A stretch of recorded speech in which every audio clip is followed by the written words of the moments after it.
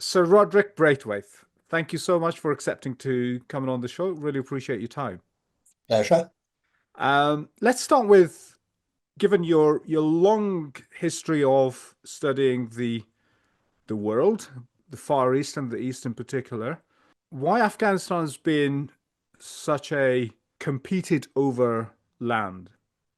Well, I think I'd like to start by, I'll come back to that, but I'll start by saying why I got interested in Afghanistan. It was very far away from my central, what I did at university and all that stuff.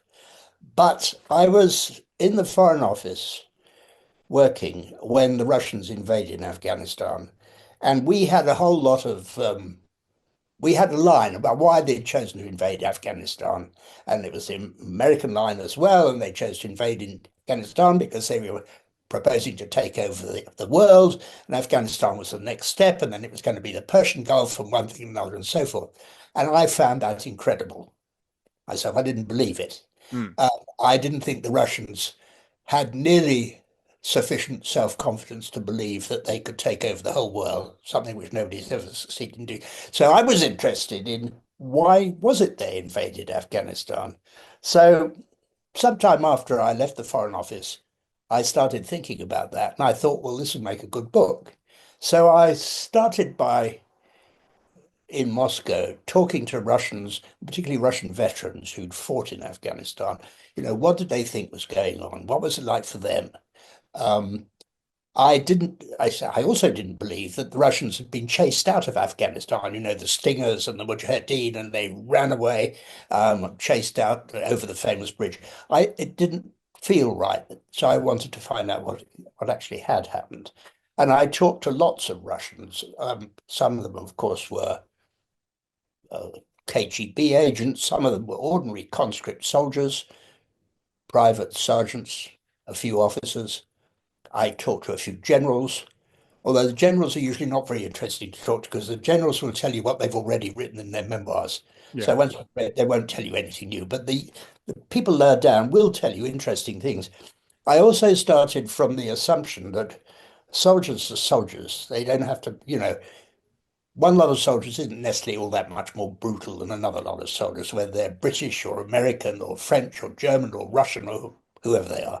So I assumed that the people I would talk to, the soldiers, I've been a soldier myself, would be just ordinary people. So what was it that Afghanistan meant for them? So really, I wanted to find out what Afghanistan was for the Russians in Afghanistan. Of course, I also had to I went to Afghanistan because I thought you can't actually write about a country with never having been there, although a lot of people try, but you Yeah. can't do it. You need to get the feeling. And I was there a very short time because my wife fell ill while I was there and I had to come back. But I was there long enough to get a feeling. And one of the things that my Russian, the the veterans told me, they'd been as young men, 19, 20-year-old.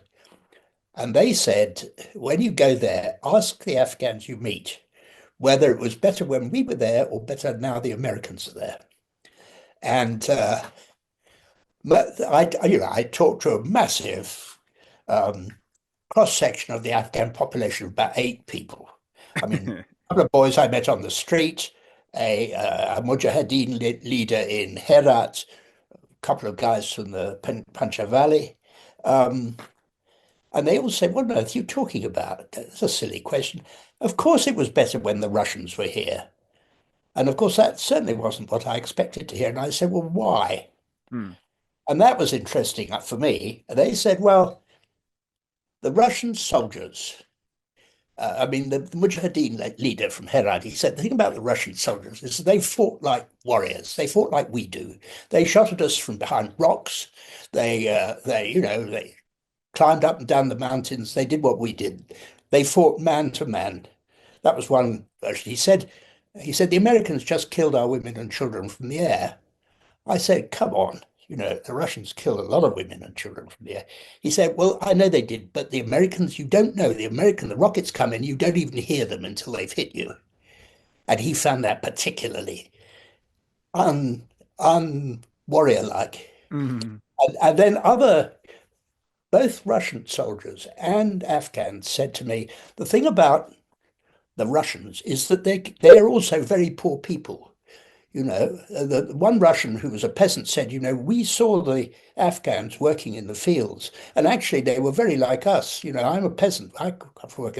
They were very badly dressed, very poor, but I mean, my people back home are very poor as well. So there was a sort of understanding, which I hadn't expected to find. And at that time, I mean, not later, of course, but at that time, which was 2008, I was there. Around that time, Russian veterans were going back to Afghanistan to visit the places where they'd fought and to talk to the people they had fought alongside, their fellow Afghan soldiers, but also the people they fought against. And I thought that was quite a different picture from the one that we had Mm. of the war. And I thought it'd be interesting to write about it. So I tried to write about that war as if it had been populated by real ordinary people, not figures of propaganda or Yeah, yeah. mythical figures or anything like that. So that's why I wrote it. And I found it a very, very interesting task. And of course, I went for all that I'd been to Afghanistan in such a very short time. Like everybody else, I was fascinated by it. It's a very beautiful country in its own way. And I found the people very nice too. I mean, they may kill you every now and again, but basically, when they're not killing you, they're very good people to be with. I mean, all the Afghans that I dealt with were delightful. Yeah. Uh, I was lucky. They're obviously villains as well, but I didn't meet them. So that's the background to the book. And it's um, why I was interested in Afghanistan. Of course, I've retained an interest in Afghanistan and in this country. You get a minicab. It's got a driver, and you're not allowed to do this nowadays. But I usually say, "Well, where do you come from?" And he says, I've usually heard it in the accent anyway. Yeah. Oh, he says, "I come from Afghanistan." So I said, "Well, tell me when you came, because I'll know why you came here." Because, of course, Afghans Yes, left yes, yeah, yeah. Afghanistan, as you know, waves depending on the politics. And so I still keep up an interest. I mean, nothing like such a close interest, but a feeling for it. And then, the latest in what happened a couple of years ago, the collapse, the disgraceful, far worse than the Russian collapse, Yeah. shameful collapse. And somebody I'd met in Herat, a young man who came from what's the family now? He came from a very well-established religious family. Something like 100 of his The relatives were Ansaris, the it'll come back to me, but he came from this family which about 100 of them were massacred by the communists when they came to power after the coup. But he'd become a sort of businessman. He was very, very spoke brilliant English. He was about 26. And I met him, I only met him for a couple of days in Herat. He introduced me to the Mujahideen leader. Um, and his wife was Afghan, but she'd been brought up in America, mm. and they lived in a flat in the center of town, not with his mother. And I bet I can imagine the conversation. If you think I'm going to live with your mother, you're making a big mistake. But anyway, he got in touch with me about 3 months before the collapse to say, I'm going to have to leave. The Taliban are onto me. They've already destroyed my business and my brother's. It was outside Herat, and I'm going to have to leave. And I'm having difficulty with the Americans getting a visa. Can you help? Well, I couldn't help much, but I asked some questions. He left on, he was in Kabul in the last 3 days before the departure. He managed to get out on an aeroplane and I think they spent 6 months at least, if not a year, in American camps, first in, uh, I think, Abu Dhabi, Mm, and yeah, then in Kosovo. yeah, She was an American citizen. She wouldn't go home without her husband. She could have done any time with her children. yeah, yeah, yeah, But they stuck together until finally they managed to get to California, where they are now, so they're all right. But so I kept up that slight, tiny yeah. personal connection until pretty recently. Yeah, so Roderick, you know Russia very well. You've written books on Russia. You were the British ambassador to Moscow during the, latter years of the Soviet Union. Give us a context, a background on of that time, of how it was for the Soviet Union. Where did Afghanistan stand on its radar, and what eventually led to the country's invasion of Afghanistan, which is comparatively such a small dot in its orbit? Yeah, well, I mean, I first went, I did Russian at university. I mean, I've always been interested in Russia. I first went to the embassy there in 1963. And then I went back again in 1988 as ambassador at the time when the Soviet Union was on the verge of collapsing, which it did 3 years later. Um, the context, I think the context of Afghanistan, why Afghanistan was important for the Russians, was quite different from what we think it is in the West. I mean, if you look at the Russian frontier, Afghanistan now isn't on the Russian frontier, but it was on the front of the Soviet Union. It bordered on uh, uh, Tajikistan, Tajik Yeah. territory, Uzbekistan, and so it was very, um, for the Russians, it was a very weak, vulnerable point where all sorts of people crossed the frontier, people did bad things, terrorism worked in both directions, and they, if I've got the dates right, in 1978, the Afghan communists overthrew President the Daoud. Daoud, killed him, and took over. The Russians claimed that they didn't know about the coup in advance, and we didn't believe it at the time. I'm rather inclined to believe it, having talked to, it would never be certain because all sorts of things do go on. But my general feeling is that they didn't know, and there've been some interesting books written by people who were in the KGB there at the time. They didn't know, but from their point of view, what they understood to be happening was, first of all, the communists took over, so they had to support them. They could not support them. And then they found that the Afghan communists were a pretty difficult lot, and they were badly split between the two leaders. And the factions, the Khalq and the Parcham. Yeah, and that these guys were beginning to be at one another's throats, and they were killing a lot of people too. And the Russians said, "You shouldn't do that." And the Afghans said, "Who are you to talk? You did it during Stalin's time, exactly the same." And of course, the Russians had moved on from Stalin and they thought it wouldn't work. Anyhow, as you know, in the end, one of them, I mean, killed, what was his name? Taraki. Taraki, killed Taraki. And sorry, I go back a bit. There was a rising in Herat at the beginning of the year, and the communists in Kabul appealed to Moscow to send troops to help them out. And they spent several days in the Politburo debating that. And in the end, they concluded it would be a huge mistake. We would get involved in a civil war which we wouldn't have any control over. We would be blamed for the outcome, you know. The truth of the matter, one of the communists in the Politburo said, is these people are not evolved enough by our analysis Yeah, to Afghanistan was not carry ready out a for combat. socialism. They're not ready. So, they have to go through all this stuff first. So there is no point in us getting intervened. And that was the decision. They didn't send troops. Then in the autumn, when Amin killed Taraki, um, Taraki had sort of become a friend of Brezhnev, who was the Russian leader, who was, pretty shaky by then. And he got very emotional about it. And he said, so I'm not going to put up, something's got to be done.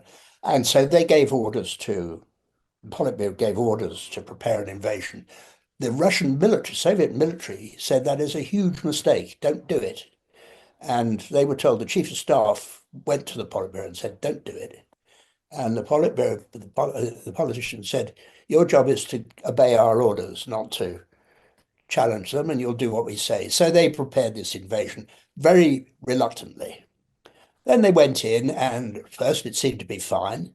And then the resistance began to develop, and the thing went wrong in exactly the way they were afraid it'd come wrong. They got involved in the Civil War.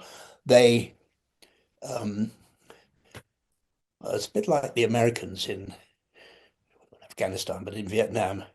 The Russian military, the Soviet military actually won all their big battles, but they didn't win the smaller battles, and Mhm. they were ground down in the end. They were demoralized in the end. And then the the casualties started piling up, and opinion in Soviet Union turned against the war. And Gorbachev, by then the leader, he got them out. Um, I think that was the dynamic much more than the stingers and so on. The stingers, which we credit with having been crucial, the Russians say, and I don't see why they should necessarily be wrong. The Russian Air Force people say that actually they worked out tactics for dealing with the stingers, and that their loss of aircraft in the last part of the war was no greater than the beginning of the war. They lost a lot of aircraft at the beginning to heavy machine guns, which Mm. the Afghans. So it wasn't the stingers. They say it was the demoralization that defeated them, not anything on the battlefield. It was just the grinding of a pointless war. I mean, what the hell's the point? So they left, and You know, the decision makers, the leaders in Moscow, their presence may feel like a million years away from our generation, at least my generation, but they were quite, incredible characters. So just give us a feel of, when you speak about people like Leonid Brezhnev, they're such big well, of names. course, What kind of people were they? Like Andropov, well, Brezhnev? I think that's a good point. We treated them all as grey figures, uninteresting ideologues. Um, the fact is, of course, to get to the top of that system and stay there, you had to be, first of all, very determined, very tough, uh, ruthless, and clever. No good being stupid. And some of the best of those people were very, very good by any standards. Brezhnev was there for a long time, so he couldn't have been a bad politician. He beat his rivals to get that job. He stayed in that job for 18 years or whatever it was, long time. Well, he was Gaga at the end, and getting rid of a leader, as we've seen in other contexts, is also quite difficult when he's established. But anyway, so he actually was genuinely keen on détente. He was terrified of nuclear war, um, rightly so, and was a force for restraint and sense in that area. He was he didn't really understand much about economics, and the economy went down. And I think one of the things that people again in the West realize this the Soviet economy. Well, when the Soviet, like my view, the Soviet system started to go downhill when Stalin died. It was a system that required somebody like Stalin to keep it going. It couldn't run in a more normal context. And so the problem always was that they were never prepared to mount enough repression to do what Stalin has succeeded in doing and keeping this thing together. So the Soviet Union began to relax, it began to uh, get less efficient. I think that well, certainly Sakharov believed that he wrote a famous piece in 1968 saying this thing is not going to work. But more significantly, the head of the state planning department, very senior official, told the Politburo in about 1972, this thing is not working. If we don't get a grip on the economy and start to do something about all these things, make it more flexible, more responsive to demand, it's going to collapse. Mm. That was in 72. At that time, we thought the Soviet Union was still getting more powerful, and of course, right through to Ronald Reagan, the Americans, and we thought that, but it wasn't. And so by the time I got there, that was the first one thing one felt strongly. The other thing was this whole business, which I think is general application, the appearance of uniformity, because everybody's brainwashed, so they all think the same thing, don't they? Is the idea, there's ruthless brainwashing. So I remember us saying, people saying that, Russia can never reform because the people now believe what they've been told, they believe the ideology. Well, the answer is, of course, much less simple than that. People don't believe what they're told by the government. They may have to pretend they do for all sorts of reasons because they'll get sent to prison if they don't. So they act as if they did. And they, no doubt, part of the time persuade themselves that they do. But when they're thinking to themselves or with other people or talking to their family, they will talk and think differently. Always worried that somebody will betray them. I mean, who you can trust, even your wife, is a question. But still, so people think on different levels, which contradictory and don't make sense really. But that's the way they think in a totalitarian regime. And actually, if we're honest about ourselves, it's the way we think too. We think all sorts of contradictory things. Hmm. So there was that going on, and what I found interesting about being there was by the time I got there, you could talk to Russians really quite freely. They'd come to your house, they'd invite us to their houses. We went on weekend trips with Russian friends, and all this stuff would sort of come out. And I found that very interesting indeed, because it enabled you to get a feeling of what these people are like as people, not as sort of grey ideological figures in a propaganda Hmm. drama. So that was the background. So I mentioned Brezhnev. I mean, Khrushchev, I didn't have much to do with those people at that stage. I was too junior, and they were still very cut off from the outside world. But when I was there towards the end, I mean, I saw a lot of them. Gorbachev, I saw a great deal of, and he became a sort of friend. I mean, I was in touch with him until he died. And Yeltsin, I saw quite a lot of. Putin, I didn't see very much of. He came at the end of after my time. I did meet him, and I thought he was one of the most boring men I had ever met. And so I took no notice of him. I thought this man's not worth bothering with. So that was a mistake. But still, um, uh, he is a pretty boring man, actually. Hmm. He just happens to be very good at politics and a ruthless bastard. Yeah, and the thing is, so at the time you had the Afghan communists, they had successfully infiltrated the organs of the state under President Daoud. Yeah. And, did you sense at the time that the seeds or the ideological seeds were actively being sown by the Soviets in Afghanistan to prepare the ground for Afghanistan to eventually become one of their, South Central Asian satellites? Well, Or was it I just did. something organic? The Afghans found themselves, yeah, we like communism. We are, Afghanistan wasn't on my radar mm, till 1979. yeah. Really. So I mean, everything I know about the earlier period is what I've read, not what I experienced. I don't think that's what was going on. I think the Afghan communists were actually quite an indigenous. They were rooted in Afghanistan. I mean, Afghans may not like to think that, but I don't think they weren't parachuted in. They were more, they were mixed up. They had different tribal backgrounds and different, well, I suppose not religious backgrounds, but there are all sorts of built-in politics in the Afghan Communist Party, which had nothing to do with the outside world. They were very Afghan. Mm. Um, I think, as I say, I don't think the Russians expected the communist coup to take place when it did. I think that was entirely planned by the Afghan communist leadership.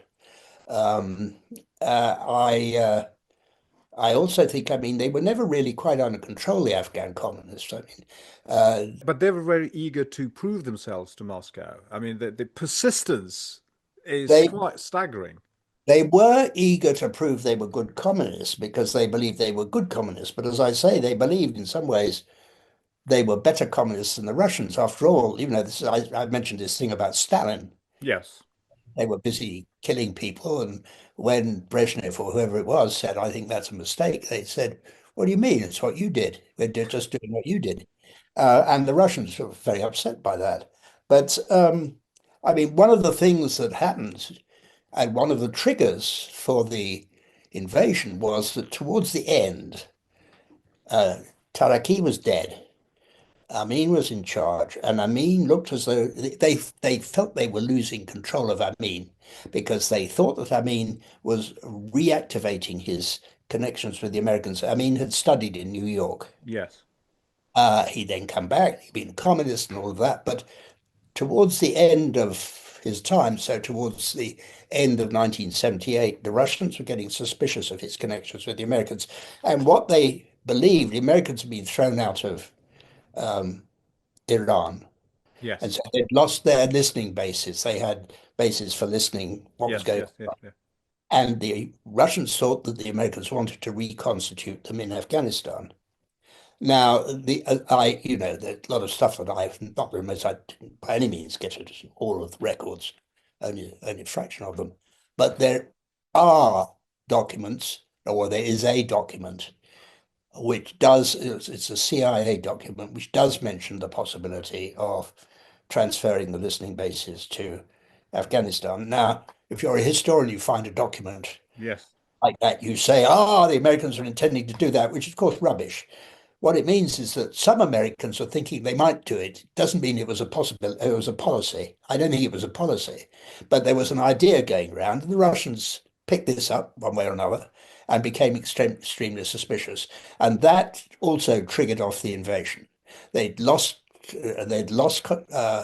faith in Amin. They thought that he was selling out to the Americans, and they thought they needed to get in before he did, before the Americans got into Afghanistan.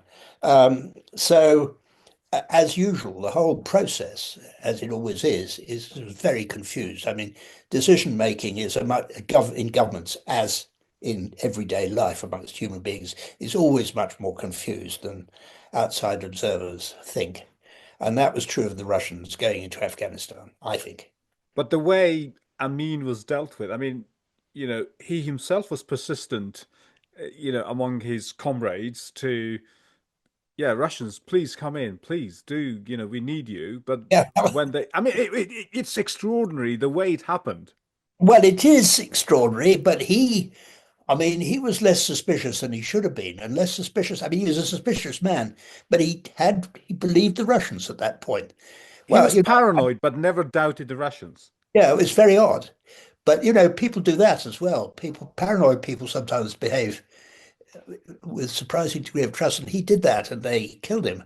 And the whole story of that, the special forces attack on the palace and a shootout inside the palace is a very dramatic story, and it's been well told, I think, by Yes. various people who participated. I think on the Afghan side as well, certainly on the Russian side.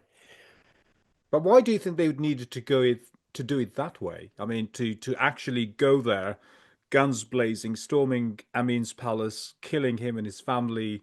I think it was the Russians. It's not the first time the Russians have done that kind of thing.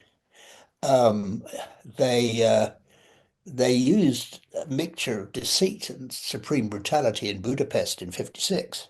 Hmm. Um, I think that I think they had concluded this has got to be stopped, and so let's stop it. Bang! Yeah. I think that was probably. I don't know is the answer. I haven't seen relevant papers or anything, and I haven't really talked to anybody. I have talked to people who are involved, but some of them are very evasive, Russians. Um, and they were getting toward the time I was writing the book less anxious to talk to me, some of these people, because the relationship between Russia and the West was getting worse, and they were getting patriotic in this Russian, nationalistic in this Russian way, and they thought we were all out to destroy Russia, which is ridiculous. So, so I don't know the answer, but I think it's probably actually quite simple. They just thought we're going to do this and we're going to do it properly, and let's have no nonsense, which is, you know, first of all, one way of looking at it, and secondly, quite a Russian way of looking at it. Hmm. And the Brits did try to warn, the Russians of their own experience. Well, they did. I mean, the Russians were visiting London. They had a deputy foreign minister visiting London, and all this Afghan stuff was. Well, I tell the story in the book. I Yeah, mean, yeah. we presented the Russian visitor with a history of the British involvement in Afghanistan, and we said, don't do it. And the story is that a senior Russian official told Gromyko of this. He said, you know, Gromyko is the Soviet foreign Gromyko minister. was the Soviet of the mind, Soviets, and he was Soviet foreign minister, and he was also one of the small group of people who was in favor of invading Afghanistan.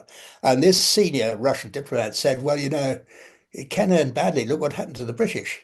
And Gromyko said, are you comparing the British imperialist soldiers with our gallant Soviet fighters? And he said, no, no, of course not. I wouldn't dream of doing that, Minister. The British soldiers are quite different from the Russian soldiers. The Russian soldiers, you know, but the mountains are the same, he said, which of course is one way of looking at it. They are the same. And I think that, you know, I think anybody, what you can do in Afghanistan, it's not true that Afghanistan's never been defeated. It's quite often been defeated. But and it's also not true, actually, that the British failed to achieve what they wished to achieve in their 19th century wars. What happened in the 19th century wars, they went in twice in 1839 and 1879 or 81, whenever it was. And they were overconfident, they were arrogant, and they were defeated. They then pulled out and they learned their lesson. And the second time they went back and they didn't muck about. They just destroyed everything in sight. They got what they wanted from the Afghan government, which was agreement that on matters of foreign policy, the Afghans could do what they liked domestically, but on matters of foreign policy, the Afghan government would consult the British before having anything to do with the Russians, which is what we most wanted, because we were afraid the Russians were trying, which was also a fantasy, trying to invade the British Empire. And so we achieved that in those two wars. The third war, which again everybody forgets, was an Afghan invasion of India, not the other way around. It was an Afghan invasion. It was while most of the British army in India was in Europe because of the First World War, and up in the northern frontiers there were almost no soldiers, and so they invaded, and it was quite an impressive operation, and they got quite a long way, and we panicked, and it was direct result of that panic that the British general at the time slaughtered all those people in Amritsar. Amritsar was the rail center for going, Punjab. yeah. And the Indian independence people held a demonstration against the British, and the British killed, you know, they shot hundreds of people. It was a terrible massacre, which again, of course, it may or may not have stopped the Afghans getting in, but it certainly made the whole British position in India quite substantially worse. It was a great own goal, as we say.